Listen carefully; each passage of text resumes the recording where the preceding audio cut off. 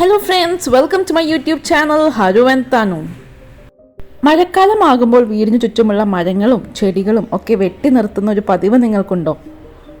ഇങ്ങനെ വെട്ടി നിർത്തുന്നത് കൊണ്ടുള്ള ഗുണങ്ങളെക്കുറിച്ച് അറിയാനായിട്ട് ഈ വീഡിയോ ഒന്ന് കണ്ടു നോക്കൂ. നമ്മളിവിടെ വെട്ടുന്നത് ബൊഗെയിൻവില്ലയാണ്. ബൊഗെയിൻവില്ലയിലെ പൂക്കളൊക്കെ തന്നെ പോയിട്ടുണ്ട്. മഴക്കാലം തുടങ്ങുന്ന സമയമായപ്പോഴേക്കും ബൊഗെയിൻവില്ലയിലെ പൂക്കളെല്ലാം തന്നെ വീണുപോയി. ബൊഗെയിൻവില്ലയിൽ നീണ്ടു നിൽക്കുന്ന കമ്പുകളെല്ലാം തന്നെ ഞാനിവിടെ മുറിക്കുകയാണ്. ബൊഗെയിൻവില്ല എന്ന് മാത്രമല്ല കേട്ടോ, ഇവിടെ നിൽക്കുന്ന എല്ലാ ചെടികളും ഇതേ രീതിയിൽ തന്നെ ഞാനിവിടെ മുറിക്കുന്നുണ്ട്. അതിന് കാരണം എന്ന് പറയുന്നത് മഴക്കാലമാകുമ്പോൾ ഇതിൽ പൂക്കളൊന്നും ധാരാളമായിട്ട് ഉണ്ടാകില്ല. ഉണങ്ങിയ കമ്പൊക്കെ മുറിച്ചു നിർത്തുമ്പോൾ നമ്മുടെ ചെടി നല്ല ചെറുപ്പമായതായിട്ട് നമുക്ക് കാണാൻ സാധിക്കും. ഇതെന്തുകൊണ്ടാണ് മഴക്കാലത്ത് ചെയ്യുന്നത്? തീർച്ചയായിട്ടും നമ്മുടെ ചെടി വാടിപ്പോകാതിരിക്കാനായിട്ടാണ് മഴക്കാലത്ത് ചെയ്യുന്നത്. ധാരാളം മഴ കിട്ടുന്നത് കൊണ്ട് നമ്മുടെ ചെടി വാടിപ്പോകില്ല. ഇത് കോവലമാണ്. കോവലത്തിൽ പൂക്കളും കായും ഒക്കെ ഉണ്ടായിരുന്നു. അന്ന് ഉണ്ടായ സമയത്ത് ഞാനൊരു വീഡിയോ ചെയ്തിട്ടുണ്ടായിരുന്നു.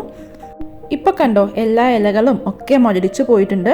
അതുകൊണ്ട് തന്നെ ഈ മുരടിച്ചു നിൽക്കുന്ന ഇലകളെല്ലാം തന്നെ ഞാൻ വെട്ടിക്കളയുകയാണ്.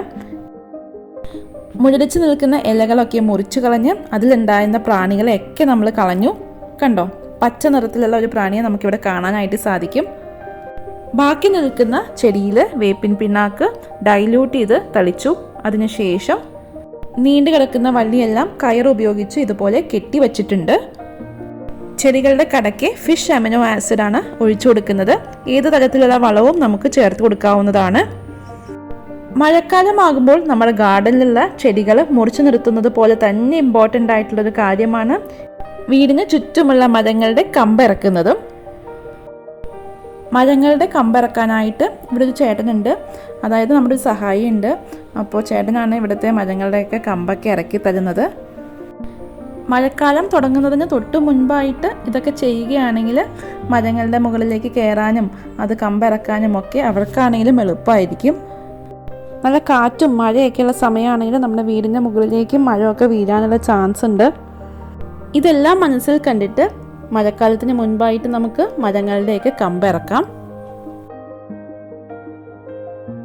വേനൽക്കാലത്ത് നമ്മൾ ചെടികളുടെ കടയ്ക്ക് ധാരാളമായിട്ട് ചവറ് അടിച്ചു കൂട്ടിയിടാറുണ്ട്, ചെടികൾക്ക് വെയിൽ തട്ടാതെ ഇരിക്കാനായിട്ട്. മഴക്കാലമാകുമ്പോൾ ഇലകളൊക്കെ ചീഞ്ഞ് അതിൽ ഒച്ചും അട്ടയും ഒക്കെ ധാരാളമായിട്ട് വരാനുള്ള ചാൻസ് ഉണ്ട്. അതൊക്കെ ഇഴഞ്ഞ് നമ്മുടെ വീടിൻ്റെ അകത്തേക്കും കയറി വരും. ഇത് നമ്മുടെ വീട്ടിലുണ്ടായ ആത്തച്ചക്കയാണ്, അഥവാ കസ്റ്റേർഡ് ആപ്പിൾ എന്ന് പറയും. കുറച്ച് നാൾ മുൻപ് ബാംഗ്ലൂരിൽ നിന്ന് കൊണ്ടുവന്ന ഒരു കുരു നട്ടിട്ട് ഉണ്ടായതാണ് കസ്റ്റേർഡ് ആപ്പിളിൻ്റെ ഈ ഒരു മരം. വളരെ സ്വീറ്റായിട്ടുള്ള ഒരു കസ്റ്റേർഡ് ആപ്പിൾ ആയിരുന്നു. അതുകൊണ്ട് തന്നെ അമ്മ അതിൻ്റെ കുരു കൊണ്ടുവന്ന് വീട്ടിൽ നട്ടതാണ്. ഈ പ്രാവശ്യം ഏകദേശം ഒരു 10 കസ്റ്റേർഡ് ആപ്പിൾ ഇതിലുണ്ടായിട്ടുണ്ടായിരുന്നു. അപ്പോൾ കുട്ടികൾക്കായിട്ട് നമ്മളത് പറിക്കുകയാണ്. കഴിഞ്ഞ വർഷവും ഇതിൽ 5 or 6 കസ്റ്റേർഡ് ആപ്പിൾ ഉണ്ടായിരുന്നു, പക്ഷേ നമുക്ക് പറിക്കാനായിട്ട് സാധിച്ചില്ല. അപ്പോൾ അതെല്ലാം തന്നെ വീണുപോയി. ഈ പ്രാവശ്യം ഇത് മറക്കാതെ തന്നെ പറിക്കാമെന്ന് വിചാരിച്ചു. അപ്പോൾ ഇങ്ങനെ ഒരു ചെറിയ മരമാണ്, അത്രയും വലിയ മരമായിട്ടില്ല, ഒരു ചെറിയ മരമാണ്. അപ്പോൾ അതിൽ നിന്ന് നമുക്ക് കസ്റ്റേർഡ് ആപ്പിൾ പറിക്കാം. കണ്ടോ, അവിടെ ഇവിടെയൊക്കെ ആയിട്ടാണ് ഉണ്ടായേക്കുന്നത്. കണ്ടോ, എൻ്റെ കൈ ചൂണ്ടുന്ന സ്ഥലത്തൊക്കെ ഉണ്ട്.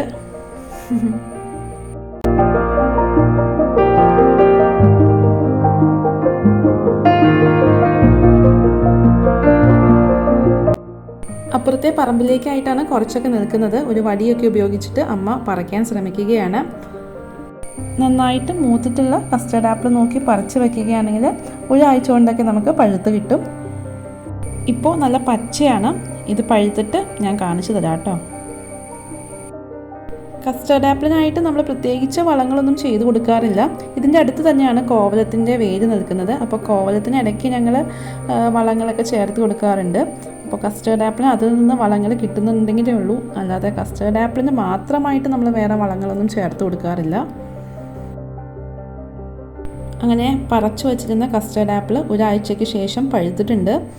ഇങ്ങനെയാണ് ഇരിക്കുന്നത്. ഇതിനെ സീതപ്പഴം എന്നും നമ്മുടെ നാട്ടിലേക്ക് പറയാറുണ്ട്.